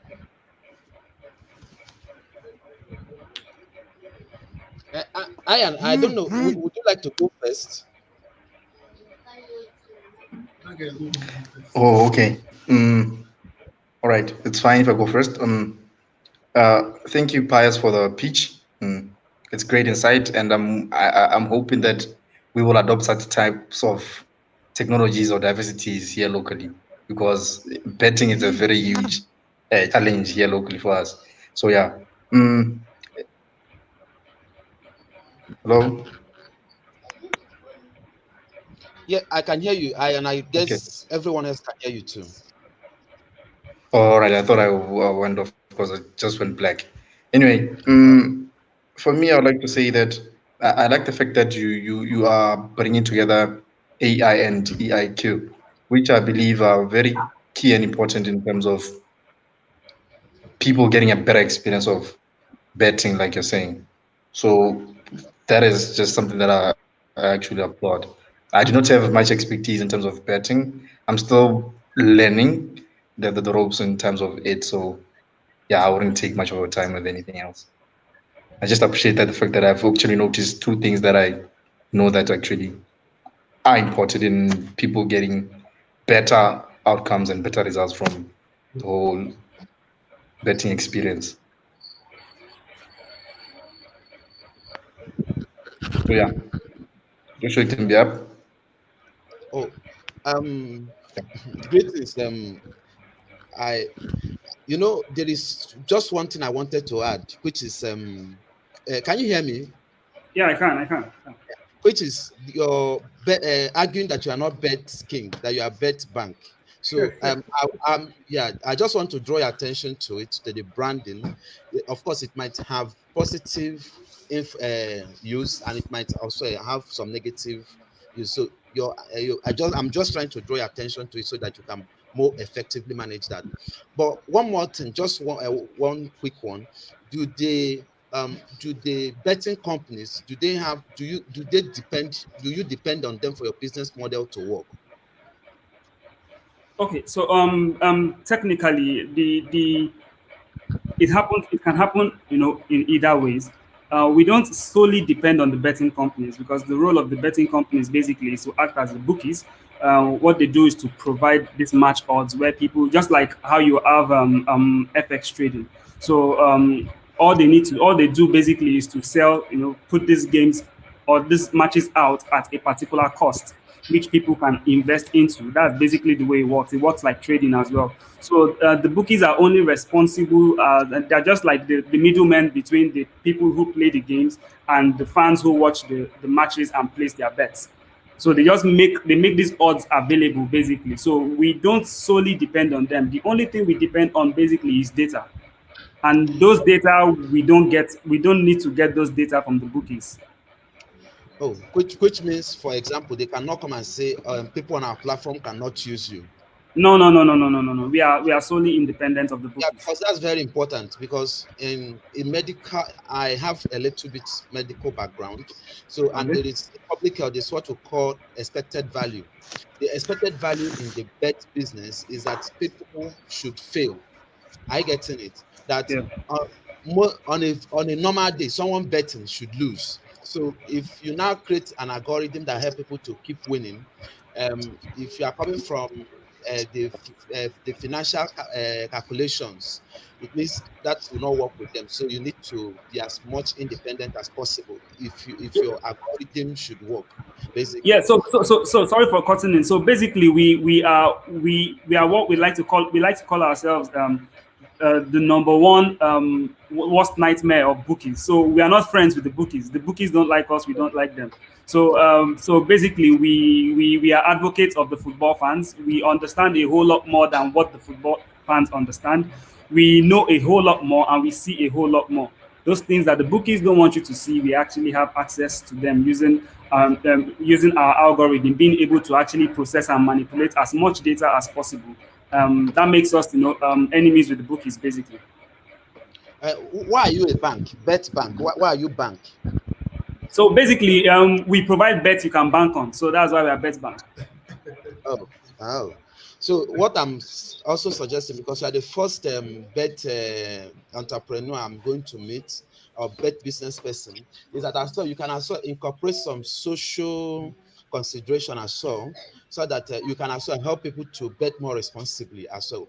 And that could even improve your business model. That could stand you out in the market, because a lot of housewives, children would always pray that their dads or brothers will not go to bed. So I'm sure that from what you said you've done so far, you can be able to incorporate that as well, and that will stand you out. Basically, that could be one thing that globally people will know that people should go to you. Yeah. So basically, we have we Yeah. have what we call. Can I just quickly answer that Time question? up. Time up. Time up. All right, no problem. Go ahead. Go ahead, please. Okay. So we understand that betting is an addiction. We understand that a whole lot of people don't really know how to bet responsibly, and that is the reason why we came up with certain features. Our pro features takes care of a whole lot of that. So we have what we call the 30 games pro rollover. It's one of the safest means of placing bets ever. Every single bet placed using that particular feature is insured. What do I mean by insured? It simply means that the predictions we put out covers the entire outcome of that match. So you place bets as if you're actually trading forex. That's basically the way it works. And now you're not only trading forex. Each soccer trade that you place your money on comes with a particular amount of insurance. So at the end of the day, you are not even losing all of your money. So we've put all that into play to make BetBank the smartest way of gaming ever. So thank you so much, and thank you, Joshua. Thank you, Ian. So I will bring in Chidi. Chidi will be taking and then leading the next section, the last remaining person to pitch. So Chidi, I'm bringing you on board to do that. So and Chukwe Buka from Softwork is coming up. So All right, Chikwebuka. Okay, we would want you to take the stage now. Softwork Chikwebuka, we would want you to pull up your slides and tell us about software. Each software. 99 seconds. The time starts now, please. Okay. Just pull up your slides and let's have you yeah, 99 seconds. let him share his screen first. Let him share his screen I don't first know so if you that we can don't hear us get though. to He looks still. His network? I don't know. Hello, Chukwebuka. Hello, Ebuka, can you hear us?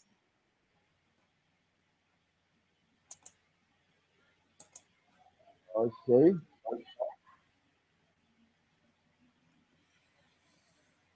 He might want to log out of the stage and log in again. So while we wait for Ebuka, would want to acquaint the audience on how the voting session would go. So once Ebuka is done with his speech, that's the first status we have today for the pitch session, our traditional 99 seconds speech. Once we're done with that, we want the audience to vote for their favorite startup, the one that appealed most to them, the one that they feel has probably the best idea. They were all fantastic ideas, I must say. I loved the Educes, I loved BetBank, I loved Wastecoin. Pretty innovative ideas, and we're expecting to hear Softwork tell us about what they do at Softwork and how they hope to innovate the education sector. I believe that's where they're playing in. So once Ebuka is done, if we're able to get him back, we'd want the audience to vote on the platform and then get the audience to cast their votes. While the voting will be going on, we have a little trivia, little question we would want the audience to engage in. Yeah, interesting questions around the tech community, global tech community, and tech community in Africa. Interesting questions around Founders Live. So, we want to help you get to know about Founders Live and see how much you know about Founders Live, rather. So while the voting will be going on, we'll be asking a few questions to the audience. So you can just leave your comments or answers to the questions on the comment row on YouTube. So we're still waiting for Ebuka. Felix, are we able to get Ebuka on?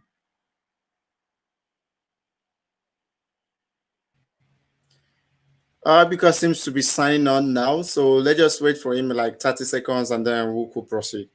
Like All right. he's signing up We now. apologize to our He audience has some for network the. issues now. I mean, this is Africa. We are still struggling with internet access and connectivity. We hope it gets better over time. But beautifully, we've been having innovative solutions and our telecom operators in Africa, MTN, Airtel, Safaricom, doing wonderful work across Africa. And we hope that it gets better. I mean, a lot of challenges for them anyway, government regulations and all of these things. So we hope it gets better anyway, and our connectivity improves with time. Let's give Ebuka some time.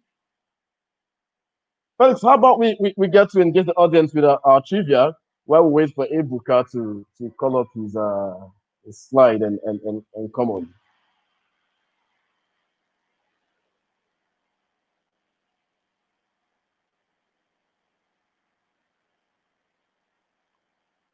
Okay, I think Felix is backstage.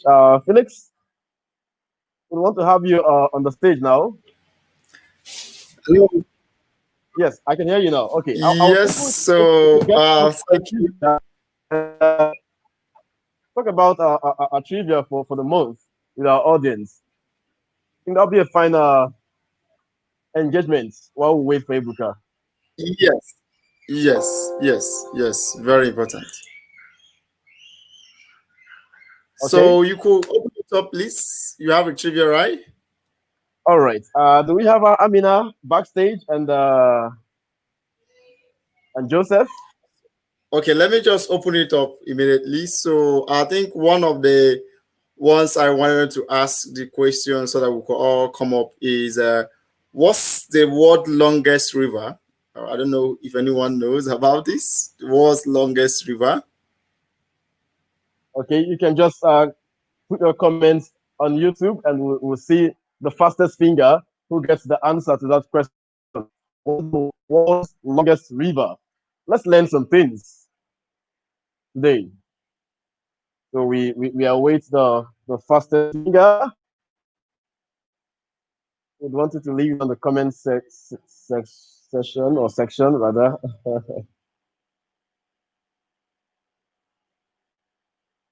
Okay, we have someone saying the world's longest river is Mississippi. Another says Nile River. Okay, these are answers from our backstage. Sorry, the audience, you can't see this. But we would want those backstage to also leave a comment so that the audience can get to see. You could leave a comment on the comment section. So we have someone say Mississippi, Nile River, Amazon. Let's see if we have answers from the audience already. Now, Mississippi. So let's just get the answer out. So the world's longest river, the answer is Amazon. So Amazon. So we Amazon. have Not surprisingly, Felix, why the Amazon e-commerce we have today? Why it was named Amazon? I mean, I remember reading something on Jeff Bezos answering why he named his startup, his company Amazon. He said because he has a large pool of resources or book. So I think it really correlates with the Amazon River cutting across Brazil and some other South American countries. So Mississippi now. So we have a back now. We have a Ebuka back now. So let's just Okay, we'll come back to the trivia. So we have a Ebuka back now. So let's just jump in. All right. Yes, let's just get Ebuka in and yeah, good evening. Sorry, my network went out completely. Sorry about that, Ebuka. Yeah. I'm so sorry. Are you ready? Yeah, I am. Okay, we are also ready to listen to you. So do you mind sharing your screen so you get to pitch in 99 seconds? Yeah, I'm doing that. All right, please. So can you see my screen? Okay, now yes. Wait. Okay, it's coming up. Okay, all right. So Ibuka, you have the stage. We'll go backstage and watch you with the audience. Soft work in 99 seconds. Your time All starts right. now, Ibuka. Good evening. My name is Okoso Chukwebuka. I'm the CEO of Softwork. We all know that the standard of education in Nigeria has drastically fallen due to poor infrastructure, um, low standard in education, overcrowding lecture and incident strike. This has led to students having difficulty in learning and poor results. I, as a student, experienced this firsthand. I had to be going for online brick and mortar tutorial, which was very hectic for me. And I tried exploring learning on YouTube, which was very, very stressful due to the language barrier I met, and the curriculum was not tied to my particular school. So that led me to develop a product which is Software. So Software is a platform that delivers audio visual content to students. So with this content is able to enable them learn offline and also online, give them the ability to learn anywhere, anytime, and also they have the educational content that suits their curriculum. So over 500,000 students are admitted yearly into Nigerian universities, and that forms our target market. We generate money through quarterly or semesterly subscription models, and this helps to grant the student access to the platform. So far, we've been able to onboard 500 learners and charge them a fee of 1,000 per semester. We have been able to generate 500,000. um, we as Softtalk, we are motivated. Our motivation is to ensure that learning is fun, flexible, and affordable for students. And we are the team. These are the teams that work and putting things in place to ensure that we make it happen. Thank you.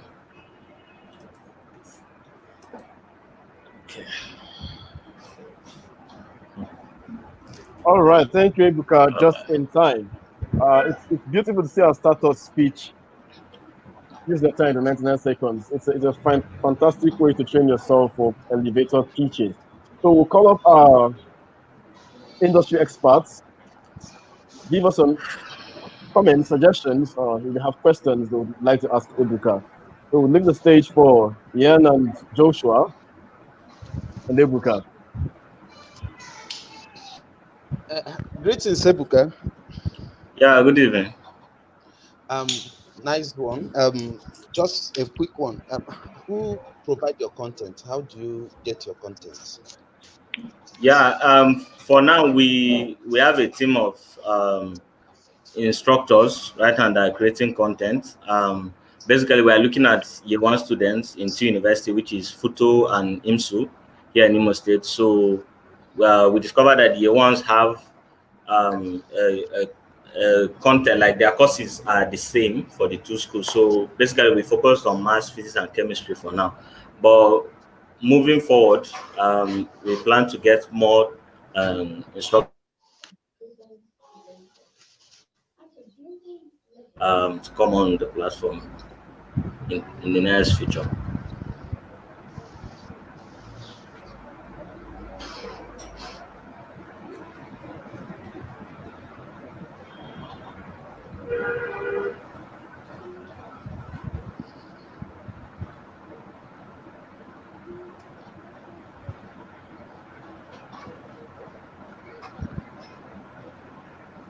Hello. Oh, I think you went off. The network was bad. So you were trying to Yeah. explain to us how you source your content. But because of time, I just want to ask or add one more thing.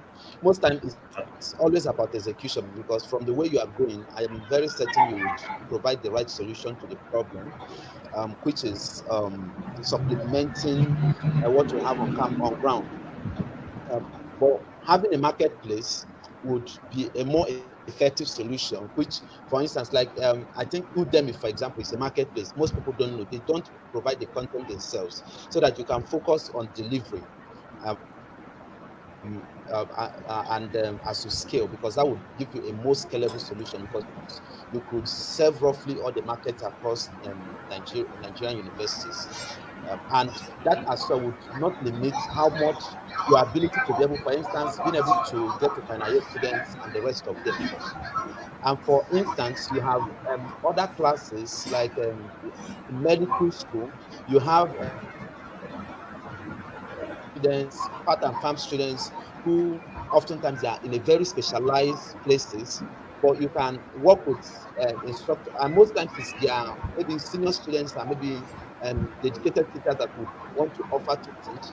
I think these are platforms you can leverage and maybe try to connect more people on the platform. That's my my candid suggestion to the problem to what you are doing. But I do believe that you will have a very strong point of view, but execution is the key here. Yes, sir. Thank you so much. God bless you. Yeah. Okay. All right. Thank you very much, Joshua. Moving up, Yen. Okay. Thank you, Ebuka, too, for your pitch. Yeah. Since we don't have comments from the audience or questions for Ebuka, okay, someone is asking how we vote. We'll get to talk about that shortly. How you vote. So, Ebuka, thanks for taking the stage and thank you for letting us into soft work. Joshua, it was Yeah. also a Thank. good time with you. Thanks for your feedbacks and constructive criticisms and suggestions to the startuppers. All right. Thank you Thank you very for much Yeah, for having me. coming, Joshua. yeah, it has been awesome. It has been wonderful, and I thank Ian and Joshua for doing an amazing job. I specifically thank Ian and Joshua for doing an amazing job. And you say to hang on there. So we're going to the next one, the big one, the voting one to choose who's going to be the winner of Founders Live December 2020 edition. Like it's something that will all this power pack an amazing startup pitch here. So we really it's kind of really a tough time for us now to actually select who is actually going to be the winner and how do we get to do that. So I really want us to I'll be dropping the voting link immediately here on the comment section. So please drop in the voting link on the comment section for us to vote sign. We just have a few minutes to do this.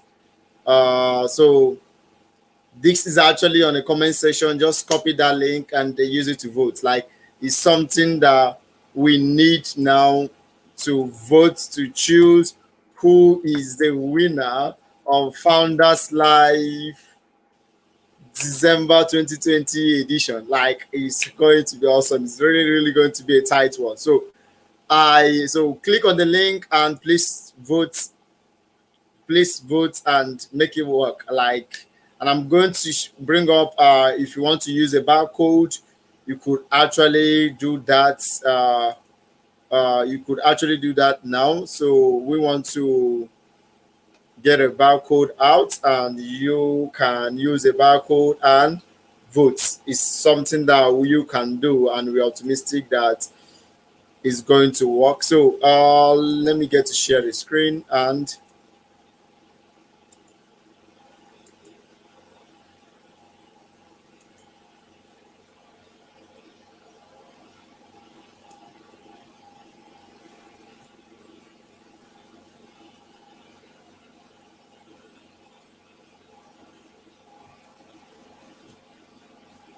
so you could use a barcode and scan it and vote. Is so important that you do that. So can we just do this immediately? And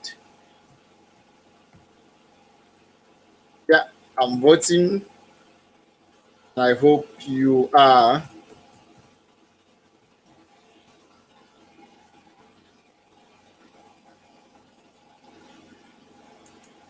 We can scan the barcode or use the link to vote. Everyone can vote at this time. Yeah. So while we are voting, we'll be moving to the trivia again. So a quick correction, please. So the first question we asked, the longest river. Okay, there seemed to be a controversy to the answer. We got some people saying now, because some people saying Mississippi and Amazon. Okay, and we earlier had mentioned it was Amazon. Okay, now there seems to be a little controversy on which is longer, Amazon and now. Yes, a lot of people would say Nile is actually the longest, okay, river, or the longer between Nile and Amazon.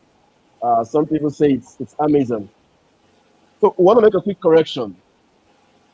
Going by a popular opinion and a popular acceptance, seems Amazon seems to be the longest river, not sorry, now rather the longer river or the longest river, not Amazon. Yes, because recent studies show that the reason why some people had mentioned Amazon as the longest river is because of some other tributaries and rivers that were added to the measurement. But looking at the river Nile itself and the river Amazon, Nile is actually longer. So correction to our earlier answer that Amazon was the longest river. Nile is actually the longest river in the world. So we'll come back to the trivia while we are voting on our favorite startup.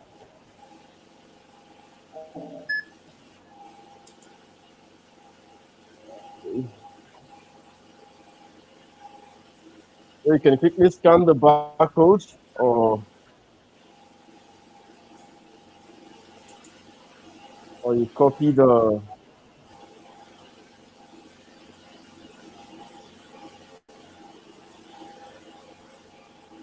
link to vote for your favorite startup. The link opens, you put in your email address, you vote for your favorite startup. Don't worry, your name won't be disclosed, or will your email address be disclosed?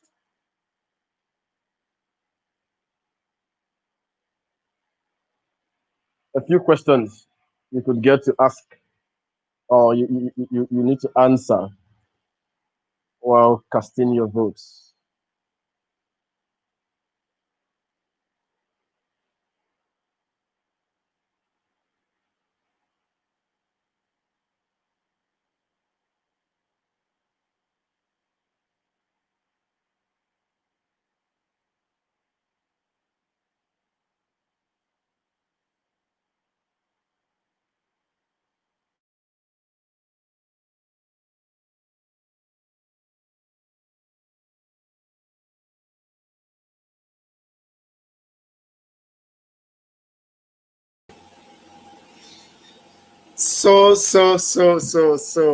We just have like minutes remaining for the voting. So I encourage us, I implore us to do this. We really need this vote to determine who is going to be. So I'm going to share the link back here. So somebody is asking me. So I'm sharing back the link. So I hope you have seen the link now. So please encourage us to vote and vote for our favorite startup. Like we need this. 45 minutes. Sorry, 45 seconds remaining. So we just need to round up. So see the link on your comment section and vote. Like now. Less than 30 seconds, we will round it up. So I want all of us to vote now. Like it's so important. We need to make this, guys.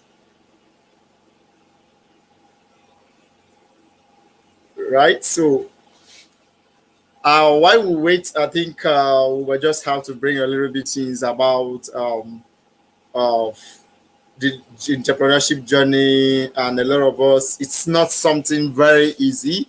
And we understand that entrepreneurship journey is very, very a lonely one. And that's why we create something like this that you're actually going to hear that's real feedback of from the community, get to ask your questions, get to actually, because all of us are really interested in what you are building, and we're really interested to making sure that you succeed, and that's why Father's Life exists. So we're all here for you, and if you are from the audience and you would want to page your Founders Life, please, I'm going to drop an email or the comment section. Just reach out to that email, and then we could have a conversation.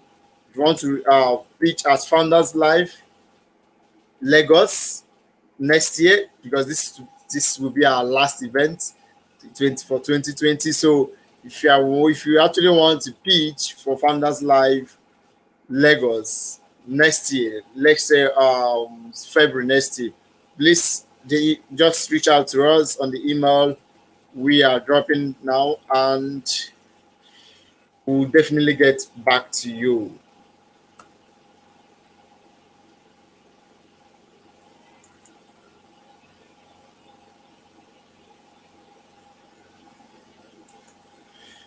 So our time is up. Our time is up for the voting. So Chidi, can you come back and let's get to have this all done? Like, I'm so excited to get to Okay. the winner, and I'm sure that it's really going to be a very tight, very, very tight one. So, and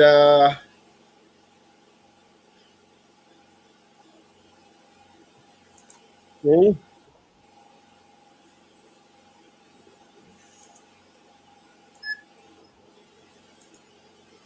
I guess we have a winner. And okay. But before we get to announce the winner, okay. do you have a winner backstage? And Joseph, Felix, Yes. do you have Amina Yes. and Joseph backstage? Yes. So let me Okay. add up Amina and Joseph. So we have Joseph.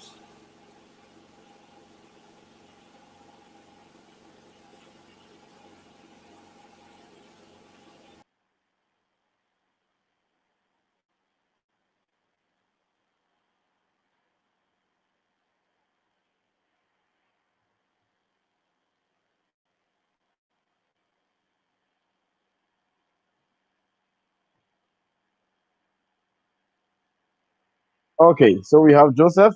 All right, Joseph, would like you to take our audience in two or three of the trivia questions, and let's learn some new things while we prepare to get our winners out to the audience and to the pitchers today.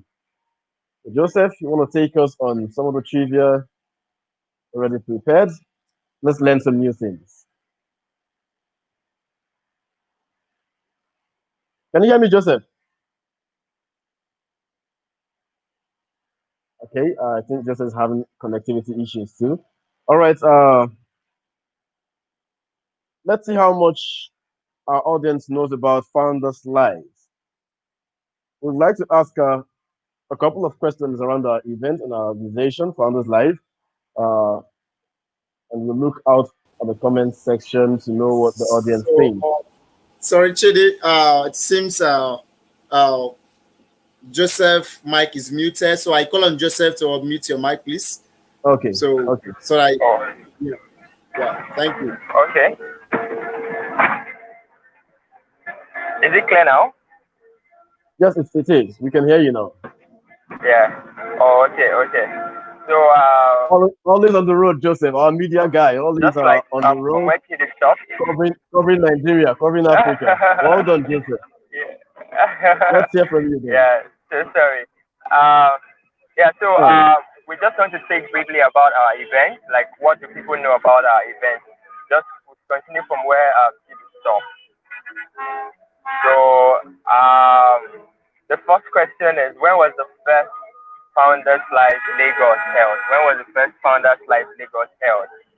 All right. I So hope the that's the audience first can hear you. question. So would like to know from our audience, how well do you know Founders Live? How far have you been following us? How much have you learned about the Founders Live event? So Joseph asked, when was the first Founders Live Lagos event held? So I'd like to leave your comments at the comment section on YouTube. Yeah. When was the first I can see Founders someone Live asking if Lagos it's the fastest event finger. held? So Fastest finger, yes, and the right answers, of course. The fastest finger, that also is the right answer. yeah. Oh, okay. All right, let's get comments from the audience. We still await comments. When was the first Founders Live Lagos event held? Are we wrapping up the boat? Are we done? How is the boat coming? Okay, someone said 2019, somebody says 2016. Okay, it's fine to get the year, but we would also want would like to get the month too. The first month, the month To and the also year. know where it was. Yeah. Okay, Joseph is asking Oh, where okay. it was. Do we need to add location? Sorry? I didn't get it, Do Joseph. we need to add the location? Where exactly?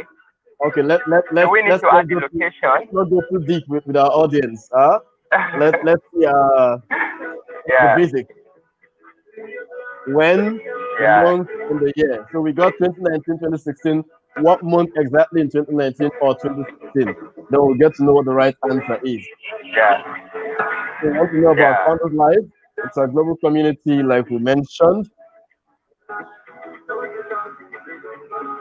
Currently holding at 62 plus countries across the world. February 2019, Okechukwu Eze says February 2019. Okay. We still have a few seconds before we show that off. Somebody, Zakaria Jaji, says October 2018 at Yaba.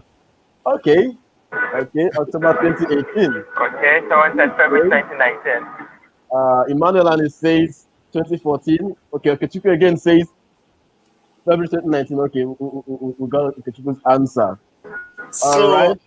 I think. Please, can you give us the answer? Yeah. When was So the we first just need to Founders Live?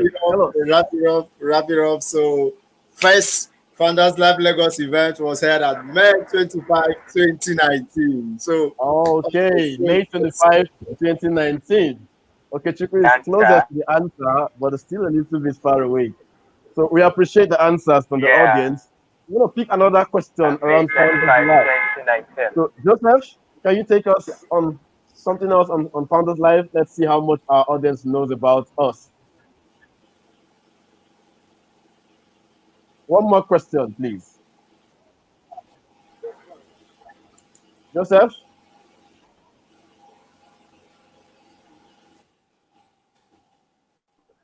Okay, so Joseph is breaking. So I'll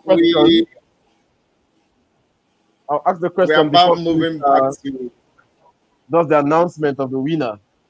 I want to ask, how many continents play host to Founders Live? How many continents play host to Founders Live?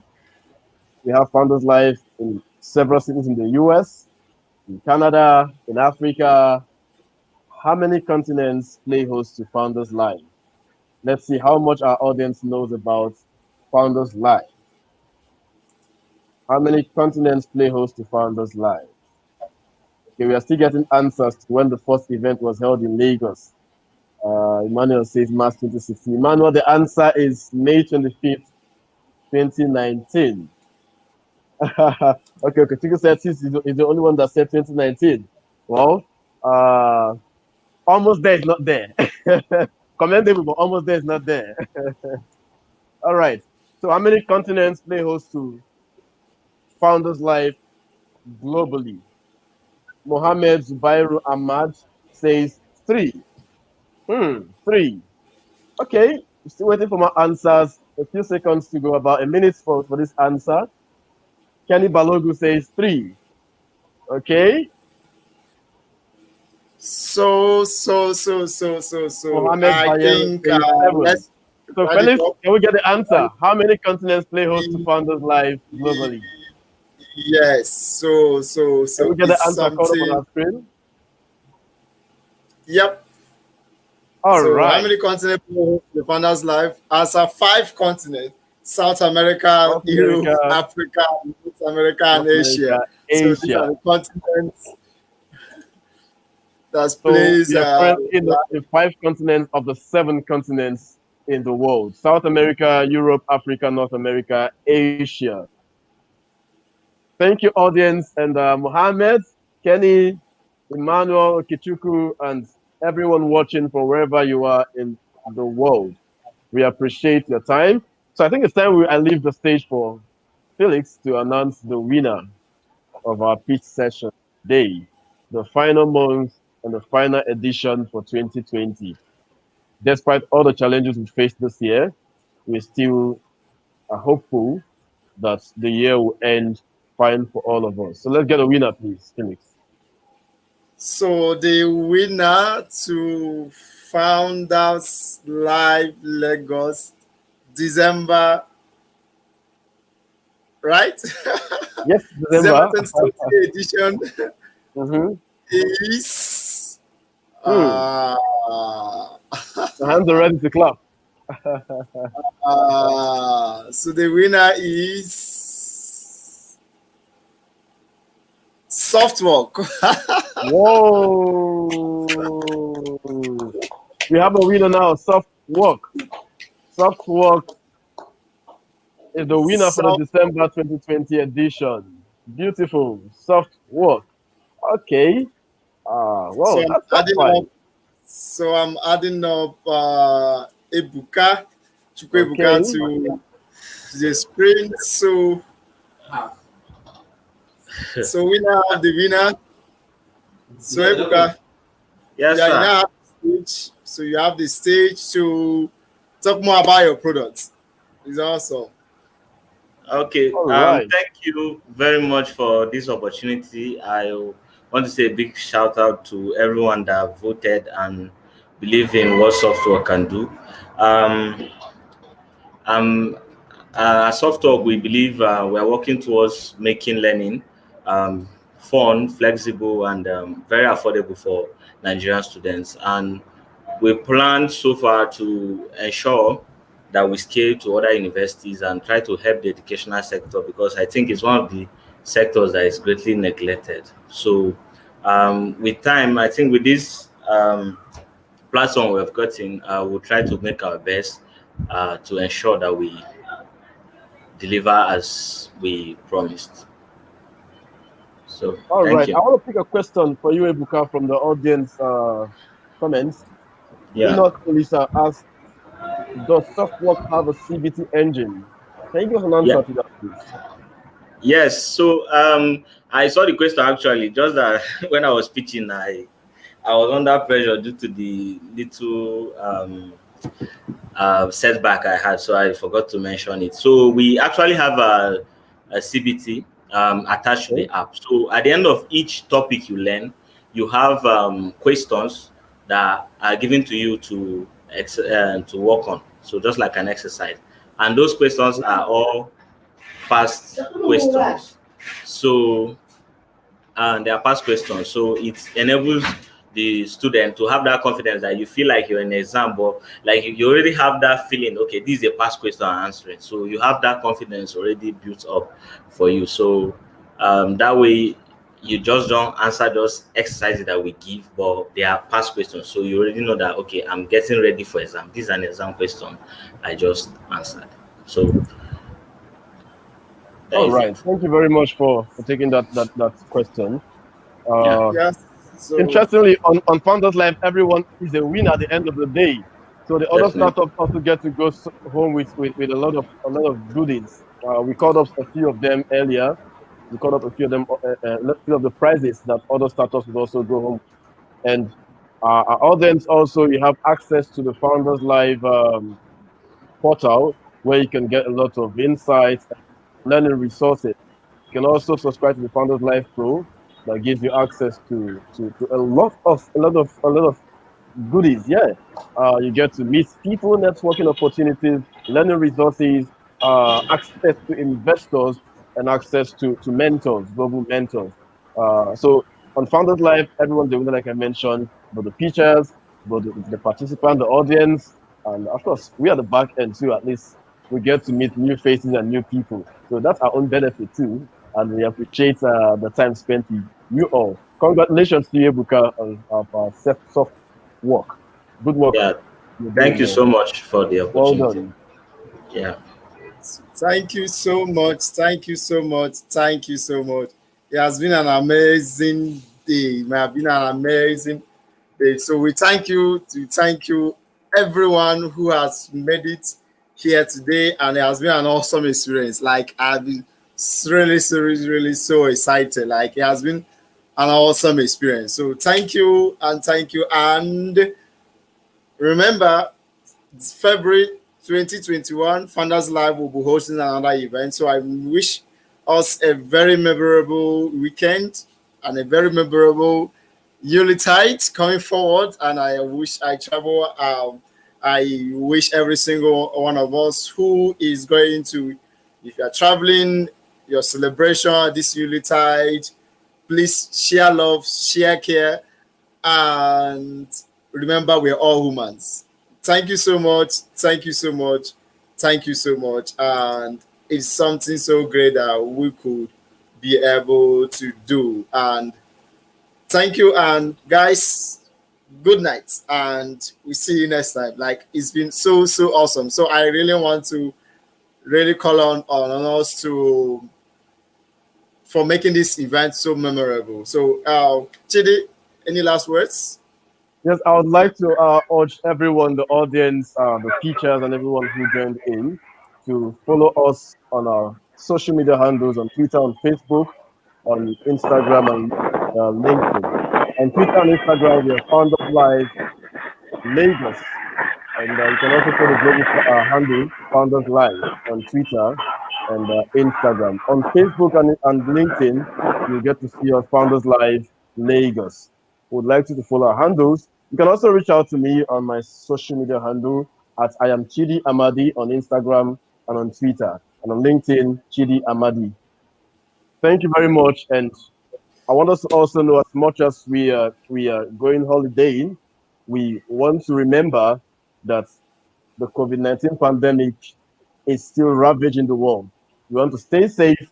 We want to protect ourselves. We want to wash our hands. We want to keep social distancing and observe all the rules by the disease control centers wherever we find ourselves. We want to obey the rules of the government. As we are giving you a big hug on the Founders Life team here, a social distancing hug. Like I would say, wish you all and happy times for the rest of the year. Thank you very much for joining us. Thank you, thank you, thank you. So, Joseph, can you hear us? Your last any parting words, even though we aren't actually parting. Hello, Joseph, can you hear us? Yeah. I'm on the street. It's noisy. Maybe I should just stop somewhere. Yeah. So it's an amazing opportunity to be part of this team, and I want to say it's the first time we're having this virtual. It's a bit challenging at some point, but we are really grateful for everyone that's been part of the team. Thank you so much. Thank you, thank you. So I really want all of us to sign up and follow Founders Live on Instagram as Founders Live Lagos, at Founders Live Lagos, on Facebook as Founders Live Lagos, on LinkedIn as Founders Live Lagos, and on Twitter and Founders Live Lag, like LAG Lag. And it's something that will really, let's build up the community. We understand that entrepreneurship and startup is a really kind of a lonely path to take, but we all come together and make it worthwhile. Remember, we are innovators, we are solving, we are change makers, and we are creating value for every single humans. And remember, last words, remember, be kind and know that we are all human. Thank you so much, and bye-bye. See you next time. Good night from Lagos, Nigeria.